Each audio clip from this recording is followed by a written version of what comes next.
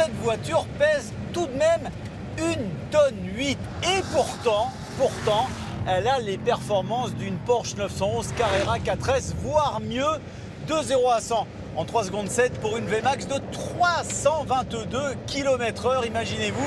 Et puis, on disait tout à l'heure qu'elle avait une transmission intégrale, mais elle est quand même typée propulsion. Ça veut dire que les roues avant ne vont venir aider les roues arrière qu'en cas de nécessité. La nécessité, c'est par exemple de battre le record de la berline la plus rapide sur le Nürburgring, détenu par l'Alfa Romeo Giulia Quadrifoglio.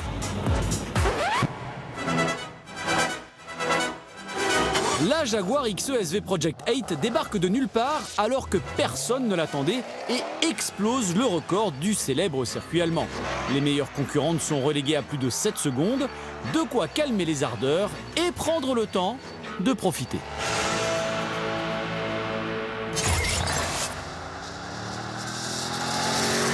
Ça marche, c'est surprenant. Franchement, j'avais peur d'avoir une espèce de dragster un peu pâteau, mais pas du tout.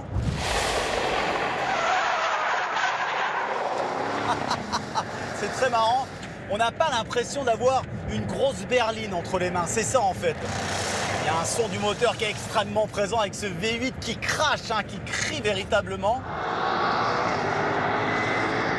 Et ça c'est bien, ça c'est bien. Mais finalement, qui d'autre que Jag pouvait sortir une telle voiture sans que personne ne s'y attende? Car Jaguar se dit aussi Jag, ou plutôt Jag. C'est le Mr. Hyde du constructeur anglais, le Gainsbourg de la marque. Là où Jaguar va créer la très sage, la très pépère berline familiale XE, Jag va imaginer la XE SV Project 8. Prendre des risques, tout miser sur un coup de poker, c'est profondément inscrit dans l'ADN du constructeur anglais. Et tout ça a commencé avec celle qu'Enzo Ferrari surnommée à l'époque la plus belle voiture du monde, la Type E.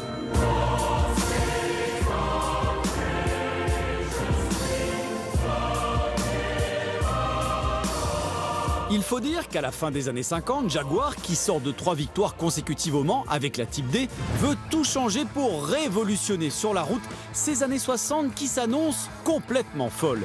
Il faut dépoussiérer la marque. La foudre frappe au Salon de Genève en 1961 avec la Type E. La voiture arrive in extremis par la route juste avant l'ouverture de l'événement et elle va changer le monde des GT. Rapide, légère, avec un look encore inégalé aujourd'hui, la Type E coûtait surtout beaucoup moins cher qu'une Aston ou qu'une Ferrari. Mais Enzo Ferrari avait un autre problème. Ce qui inquiétait Enzo, c'était le potentiel sportif de la Type E, à tel point qu'il lança immédiatement à l'époque le programme de la 250 GTO avec le succès que l'on connaît. Malheureusement, la Type E ne connaîtra jamais d'heure de gloire dans les sports mécaniques, faute de moyens et puis de stratégie du côté de chez Jaguar. Et ce, malgré l'apparition de l'extraordinaire lightweight qui aurait pu manger de la Ferrari à l'époque. Aujourd'hui, la Type E reste une formidable machine à rouler, une formidable GT parce qu'elle récupère beaucoup de son ADN sportif venu de sa maman, la Type D, reine du Mans dans les années 50. C'est beau avec cet immense capot, avec ce moteur, ce 6 cylindres en ligne qui lui va tellement bien. Et puis surtout, regardez-moi ça, c'est tellement beau comme voiture. L'énorme prise de risque de la sortie de la Type E sera donc payante pour Jaguar. 15 ans de carrière et un style dont s'inspire encore aujourd'hui le constructeur anglais. Un monument de l'automobile. Mais la stratégie du ça passe ou ça casse chez Jaguar ne pouvait pas tout le temps fonctionner. En tout cas, pas dans les années 80. Elle, c'est la XJ220. Un look ravageur, une mécanique royale sur le papier, des performances supersoniques. Cette voiture avait tout pour devenir la nouvelle référence des supersportives au début des années 90. Seulement voilà, rien ne va se passer comme prévu. La XJ220 est presque née sur le coin d'une table lors de réunions du club du samedi qui regroupait des ingénieurs et designers Jaguar. le plus souvent autour d'un verre. Nous sommes à la fin des années 80, Jaguar est de retour au Mans, et l'idée de ressusciter la XJ13, joyau absolu de course qui ne vit jamais le jour au milieu des années 60, commence à titiller nos amis. La XJ220 va naître de ces réunions entre bons potes, et aussi fou que cela puisse paraître, les dirigeants, alertés par ces bruits de couloir et impressionnés par le concept, vont finalement valider le projet.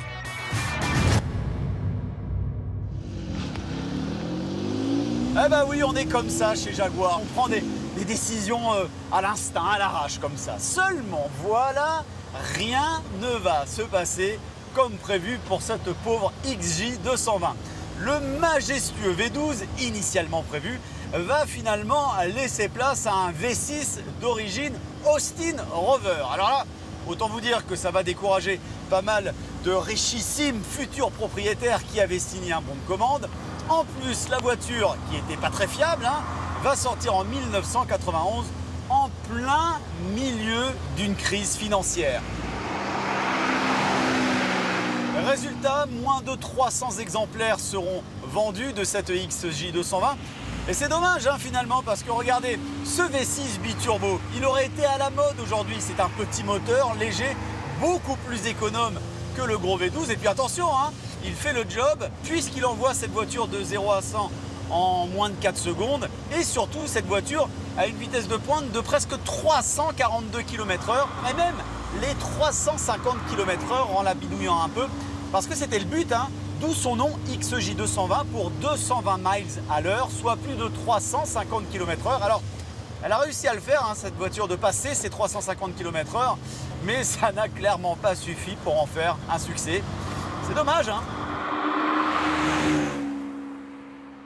Elle était sans doute un petit peu trop en avance sur son temps, cette fameuse XJ220. Mais elle représente tellement bien, tout comme la Project 8 d'ailleurs, ce constructeur anglais, ce Jaguar qui se transforme en Jag, en Mr. Hyde, quand il laisse parler son instinct, sa passion automobile. Jaguar, c'est une marque anglaise, mais un petit peu italienne quand même. C'est James Bond en smoking, oui, mais qui va sortir bourré d'un pub. La meilleure définition du conducteur de Jaguar a été donnée par un célèbre journaliste automobile anglais. Le propriétaire de Jaguar est un aristocrate qui va emmener sa femme au restaurant, oui, mais qui va faire de l'œil à la serveuse. Et ouais, finalement, c'est ça, un Jag. Mais bon, si on allait la chronométrer, cette XE Project 8. Car créer la berline sportive la plus puissante de l'histoire, c'est bien, mais aller chercher les chronos, c'est mieux. Ça tombe bien, voici le circuit chrono Automoto, et voici un Anthony Beltoise prêt à faire rugir ses 600 chevaux. Super départ. Malgré la piste bien mouillée, il n'y a pas eu un pet de patinage. Maintenant, écoutez bien.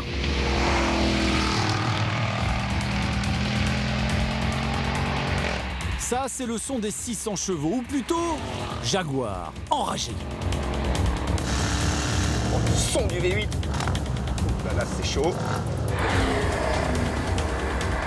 Hop, hop, hop, hop. Qu'est-ce que ça glisse, ça bouge.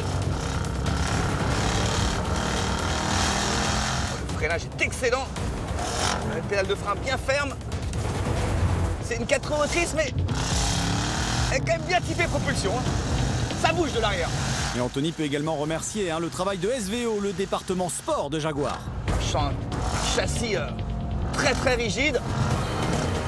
Voiture qui vire à plat.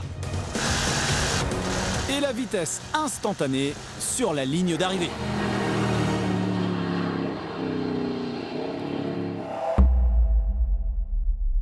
Anthony Beltoise nous a rejoint au show dans la maison Automoto pour débriefer sur cette fameuse Jaguar XE SV Project 8. Alors, un gros nom pour une voiture impressionnante, Anthony, clairement. Ouais, vraiment impressionnante. Tu sens que c'est une voiture vraiment typée circuit parce que j'ai trouvé très très rigide. Un peu façon GT3 RS, c'est-à-dire que c'est une bête de circuit. Elle est étudiée pour ça, elle a des gros freins, il y a très peu de mouvements de caisse, une précision de conduite. Moi j'ai trouvé ça vraiment très sympa. Ouais, alors ton chrono, tu l'as réalisé dans des conditions absolument dantesques. Ouais, il n'est pas révélateur. Il n'est pas révélateur. Tu as retourné à environ 1,56. Oui. Ça ne veut pas dire grand-chose parce qu'en plus, c'est une voiture qui est équipée de pneus quasi quasiment semi-slick. C'est des pneus de piste, hein, Ouais, clairement, et puis on avait une température de piste à 6-7 ouais. degrés. Ouais. Donc en fait, c'est des pneus qui ont besoin d'être mis en température, d'avoir quand même un certain nombre de degrés de fonctionnement. Et là, sur une piste à 6 degrés, impossible de les faire chauffer. Bon, alors nous, effectivement, on avait des conditions quasiment polaires hein, sur notre base d'essai, mais on le sait, c'est une voiture qui a explosé toutes les berlines sur le Nürburgring. Hein. Bon, alors attention, Anthony,